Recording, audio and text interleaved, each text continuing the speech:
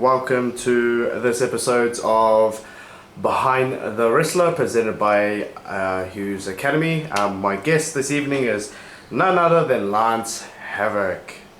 Thank you very much for taking the time out to join us and to do this episode. Oh, no problem. Thanks for having me. Alright, so very first question. You're gonna get asked this question multiple times in your career. So when, how, and did you decide to become a professional wrestler, and how did you get introduced to professional wrestling? Whew. Yeah, that's quite a broad question. I think everyone kind of grows up watching wrestling and stuff. I know I watched it when I was a kid, and I kind of weaned off it a little bit just because I'm just going through teenage years and stuff. But I think I was around 16, and me and my really good mate James Sendell, he was really into TNA and New Japan and stuff like that. So I'd kind of go around there every Friday and we'd watch DVD or something like that. We'd watch AJ Styles and Samoa Joe and Christopher Daniels and something like that. And yeah, I just thought to myself, I was like, oh, this is neat, this is super entertaining. And from there I just thought I could do this. I can do this. I think I was about maybe 17. Yeah, in my last year of school. And I was kind of getting to that point where I was like, crap, what am I going to do with my life? And I kind of had the idea of going into the army. So I didn't really want to do uni, so I was like, I suppose I can go to the army and maybe I could train to be a wrestler or something like that. And it wasn't long after I joined the army that I looked up the KPW guys with Blair Rhodes and Bryant and Daniel Martin and stuff like that. And yeah, basically that was about 2014. And my girlfriend at the time used to work every Sunday, and that's when they'd train, so she'd shoot off to work.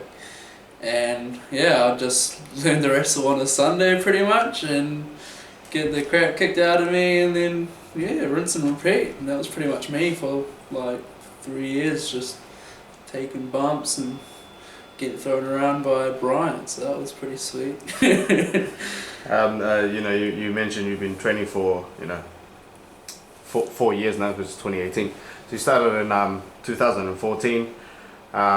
You mentioned that you enrolled in the army, which is pretty cool, because I believe you're currently still go back and forth with that, you're still coming back and forth, and then when you're off the shores and stuff, you come and wrestle.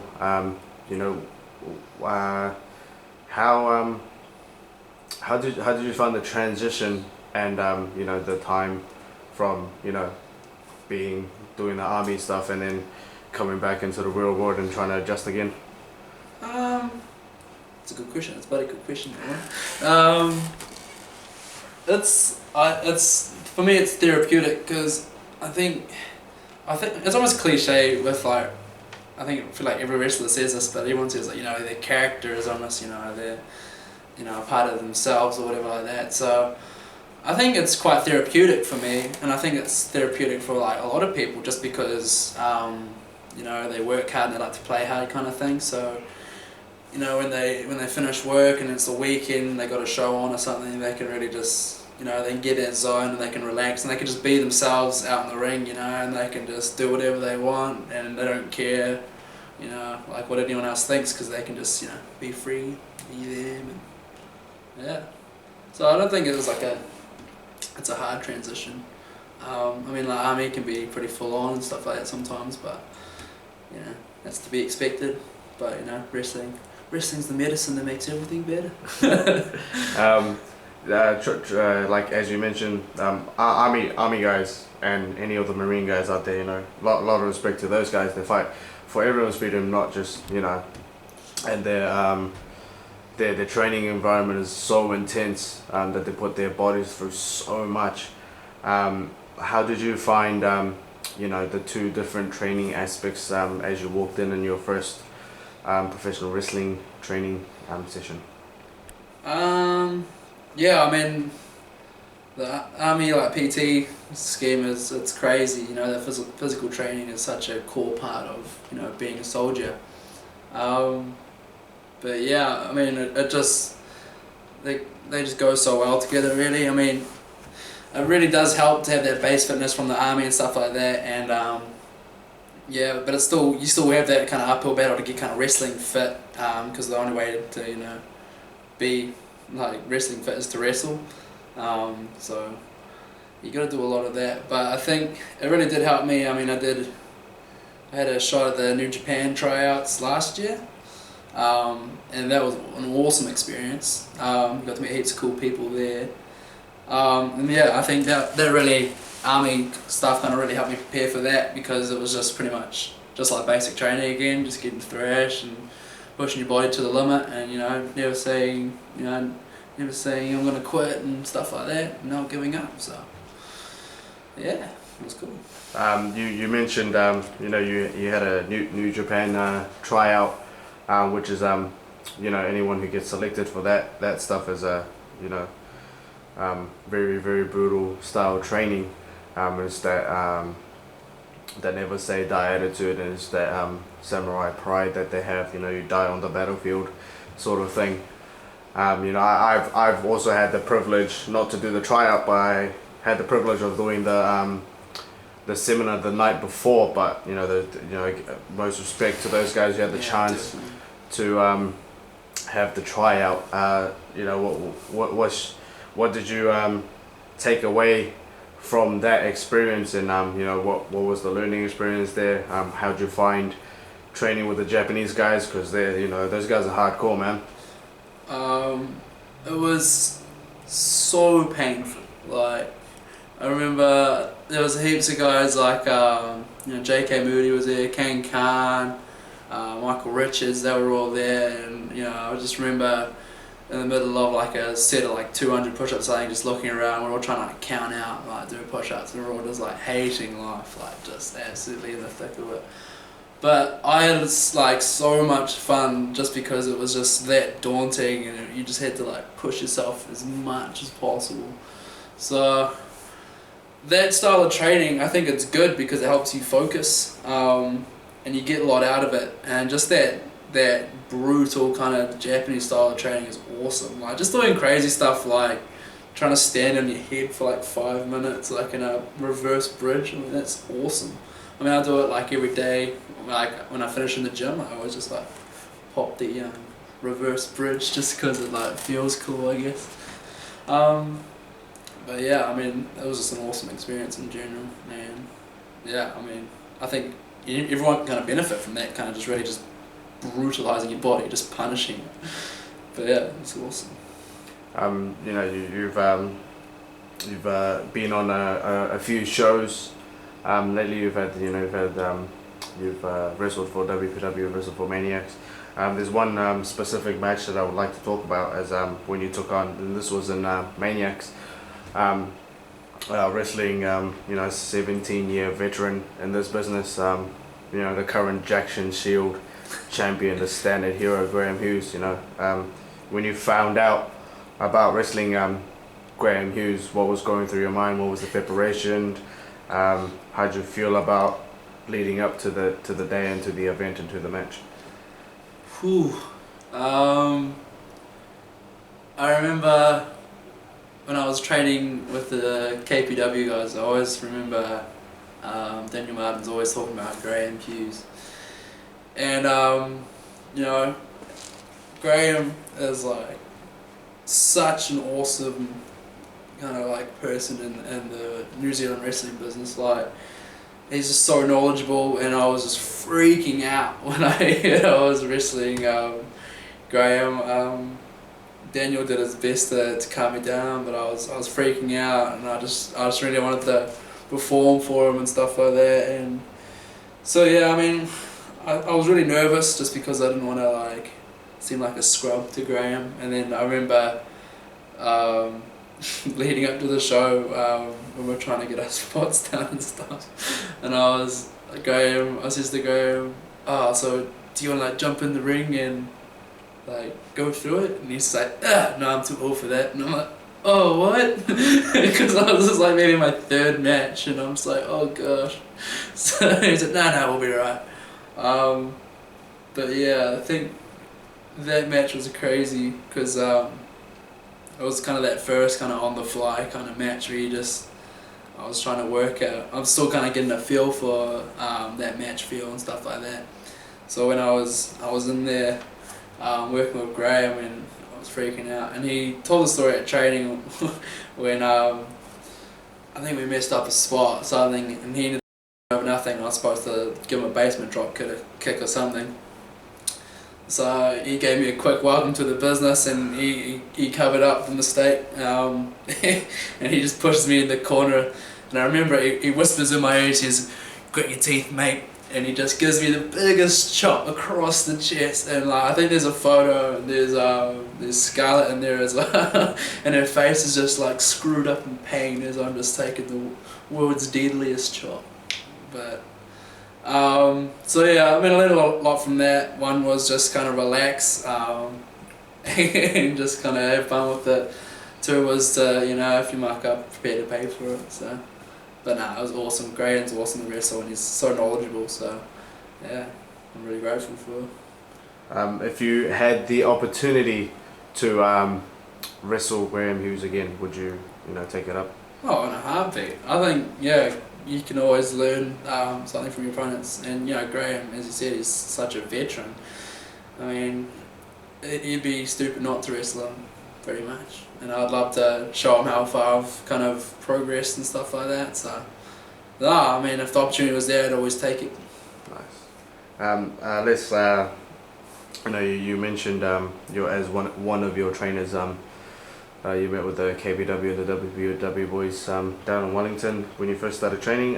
When you mentioned Bryant, the current PWE champion, big scary guy. I've oh, he's a big boy. He's a big scary guy, especially when he's standing across the ring from you. I've had a series of matches with him, and it's very nerve-wracking, but he's an easy guy to work. Lovely guy. Oh, definitely. Lovely guy. But let's have a little chat about your trainer, the learning experience you got and the knowledge you got from Bryant, and your first training session, then to what it is now. What's the experience and the years of doing it, what you've learned. And what's the knowledge you've based off so far? So when I first kind of walked into, we call it the long room dungeon, because basically it was in Victoria University, this little room at the university gym. And basically they were just like kind of those blue mats you use for that you fall on for like rock climbing and stuff like that. So we had like a little like square patch of pads that were there, and like carpet underlay under that, so you could bump on it but it would still be pretty stiff. But basically the first training session would be just getting those bumps down, taking me all through those, and they just hammer me with that. And then I think the next one was all just like hip tosses and arm drags, really just getting down on those basics, which is awesome. It's an awesome way to teach, because you can create such good matches just out of such simple moves. I think Lance Storm has a match and he just takes no bumps or anything. He just all does like technical wrestling, like arm drags and stuff. It was pretty cool. So yeah, I mean it was different. It wasn't what I was expecting. I was thinking like, yeah, suplex him now, and I'll give him a German, I'll drag him, we'll go up here. But I mean, yeah, it was really cool. And Bryant, he's always been really supportive of me, and I'll always be really grateful for him. He's always been there to whisper some sage advice in my ear, or he's been great getting me on other shows and being a real advocate for me. I've got so much appreciation for the guy, and he's just such a genuine dude as well. And he's a great worker as well. I mean, I've worked over maybe I think twice now, and I'm pretty sure I've marked up like both matches, but he's just been absolutely strong about it. So yeah, my hat goes off to him. He's an awesome guy.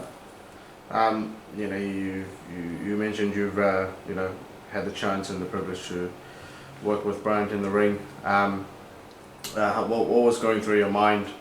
You know, standing across from you know, essentially your trainer. What was the thoughts and the nerve-wracking going through your mind through that match? Yeah, I was super nervous. I think it was in Otaki where I first faced him, and I think it was maybe my like second match, I think. So I was super nervous, and it was a different kind of match, you know, because it was like a, you know, kind of small guy versus big guy, and they're always kind of hard to do and hard to make it exciting and stuff like that. And heaps of my mates from work were there as well, so I always also wanted to put a good show on for them, but it was just all like nerve-wracking.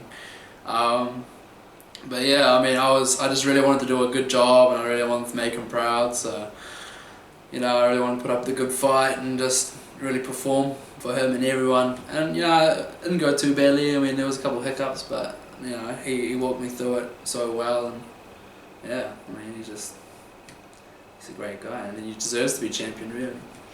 You know, the series of matches under your belt now. What is your most memorable and favorite match so far in your career?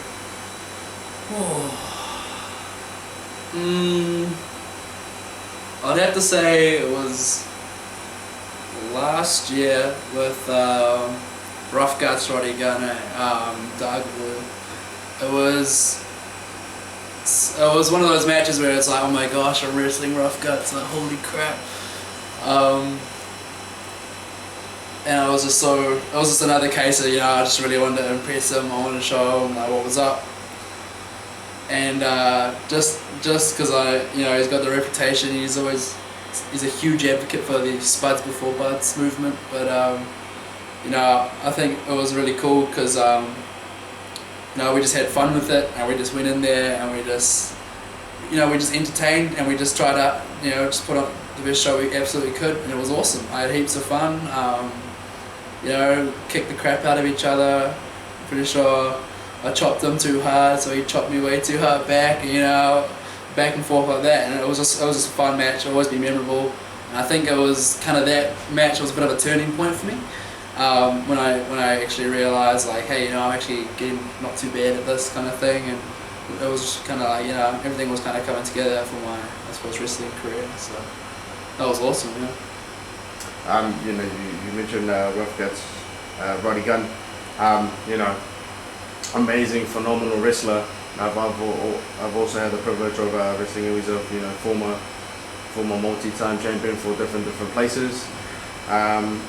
What was the you know, what was the things you took away from that match, and what was the learning things that you're like, okay, you know what, maybe his advice will push me to maybe go to the next level here?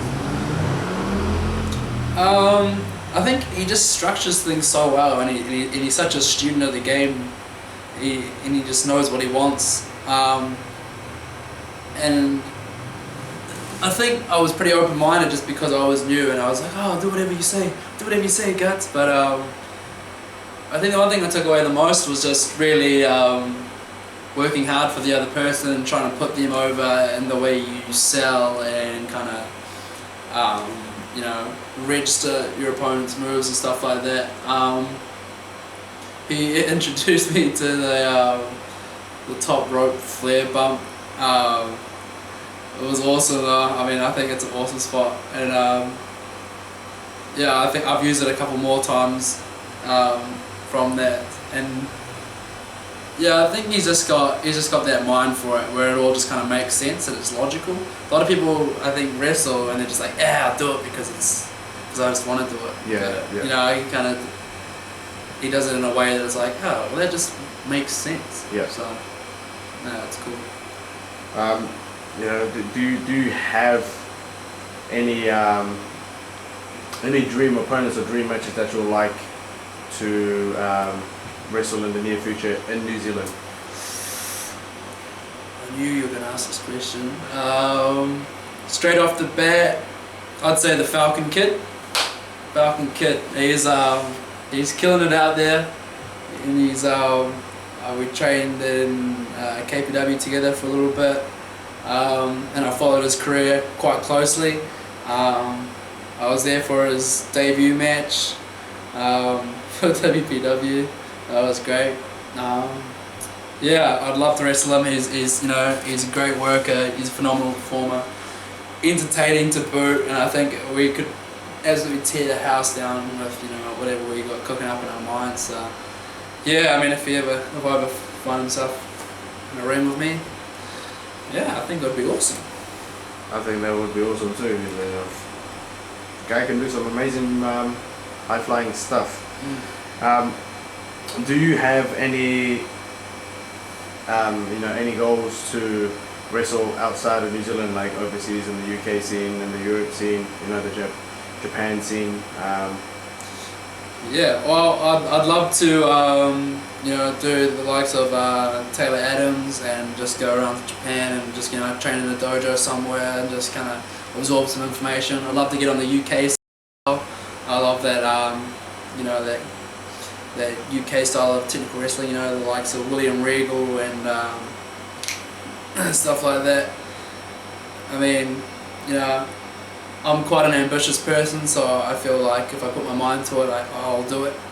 So I think it's all just the time factor, but I'm definitely keen to go over there and get as much knowledge as I can and bring it back to New Zealand.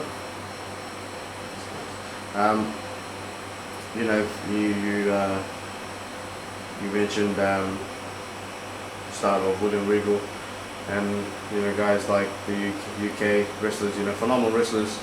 Guys like Pete Dunne and Austin Aries, all those guys over there. Currently killing it and making the wrestling scene what it is and making it a whole lot more popular than what it used to be. For Lance Havoc himself, what kind of style is he, used to wrestling? What kind of style is his favorite style to wrestle? So I was a huge Bret Hart fan and a huge Lance Storm fan. So I like to keep it a bit old school. I like a lot of mat-based kind of technical stuff. I like the high flying stuff as well. I'm not afraid to jump off the top rope, but I don't know, it all kind of just depends on what's going on. I mean, since I'm still relatively new, some of the stuff still scares me, but I usually find myself kind of doing a faster pace, kind of changing levels, or taking a lower drop kick, hitting a drive-by drop kick, stuff like that. But I still like to hit sick German suplex or a nice fisherman suplex. I think it's just a cool style to change up and kind of versatile, like similar to AJ Styles, I guess. He's not really confined to one style. He likes to keep it versatile, and I think it's a really cool style to wrestle. So I like to, as much as I physically can, kind of stick to that and kind of keep an open mind when it comes to it. So everyone that I have interviewed so far, I've asked them this specific question because I just like to get everyone's opinion on it. Everyone's entitled to their opinion and to their thoughts, and I just want to know what is your thoughts. The New Zealand professional wrestling scene, it's getting a lot bigger. There's a lot more eyes on here from different companies all around the world. We've got guys like Travis Banks and Johnny Otto over in Mexico. You got Travis Banks over in the UK, current Progress Wrestling champion, and a whole bunch of champions for a whole different places. You got TK Cooper in the UK doing his thing. You got Dakota Kai currently in the WWE doing her thing. What is your thoughts on the New Zealand wrestling scene now that there's a lot more a lot more eyes on it to potentially show the world what New Zealand has to offer? I feel like New Zealand wrestling, it's very niche. Like, I think if you weren't a fan of professional wrestling, I don't think you'd ever really come across it, apart like maybe if you went to like Armageddon or something like that. But I feel like if you, like for example, when people find out that I wrestle and stuff, you know, they suddenly like discover there's this almost like different world of wrestling and stuff like that, and they can't believe it. They always find themselves asking questions. So I think New Zealand wrestling is quite underground, but like there's people that just really enjoy it. You know, those IPW fans, they're crazy. They absolutely love what they're seeing.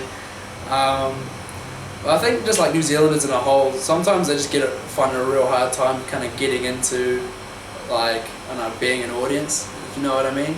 You really got to spoon feed them. That's another thing Rough Guts actually taught me, is that, you know, sometimes you actually really got to spoon feed the audience and what you're doing, like, hey, I'm a bad guy, hey, I don't like you at all, kind of thing. And I mean, it's not a bad thing, but we got such great ambassadors, and there's such a big spotlight, you know, turning on New Zealand. I mean, SPW, absolutely awesome promotion. I follow them quite closely. You know, they've got such a passion just to grow New Zealand wrestling and really make it into a great product. And people like Will Ospreay, you know, Travis Banks, they are just trying their best to show that New Zealand's not just a little tiny blip on the map, that it's a place full of talent, you know, heaps of potential, and just guys that just like love what they do, and that we're also passionate, you know what I mean? So yeah, I mean, there's always room for improvement, but you know, I think the New Zealand wrestling scene is actually getting pretty sick. So I'm glad to be a part of it. Nice. What is your ultimate goal as a professional wrestler? What would you like to get out of this business? What would you like to do? What is your ultimate goal that you want to reach? Yeah, well, that's such a big question. I suppose first on the list is win a damn title.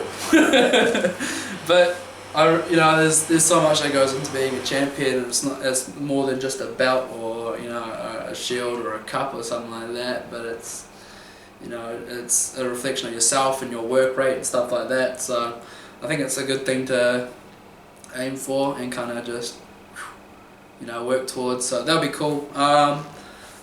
Suppose good reputation is another one. You know, you got guys like Guts and Graham, Shane Sinclair, Paul Sayers and stuff like that. You know, you talk about those guys and they say, oh, great wrestlers, oh, phenomenal workers and stuff like that. So I think it would be really cool to get a reputation like that, and you know, you can only really do that by acting. So yeah, that's another thing. I'd also like to wrestle overseas. Been thinking about MCW and stuff like that, and kind of aiming towards that, or go to Japan and you know, just tour around in the dojos or something like that. Or yeah, like we were talking about before, just the UK indie scene.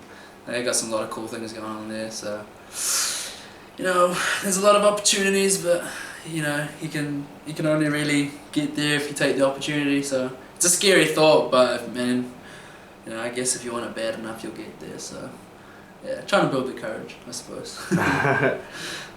What is next for Mr. Lance Havoc? What's next? Well, no one really knows. I mean, I like to keep it mysterious, but hopefully you'll see me at some more Maniac shows. Hopefully see me at some Maniac shows and some Hughes Academy shows. If you're down in Wellington, Lower North Island, anything like that, NZWPW has always got some great shows going on. We've got the likes of Shane Sinclair, Paul Sayers, Rough Guards, Chad Howard, you know, they're all there. You can watch me get punched in the face, or whatever. So yeah, I'll be floating around. Alright. Thank you very much for taking the time out of your busy schedule to do this interview. Yeah, we'll see what the future holds for Mr. Lance Havoc. Yeah, well, thanks for having me. I'll see you later. Thank you very much.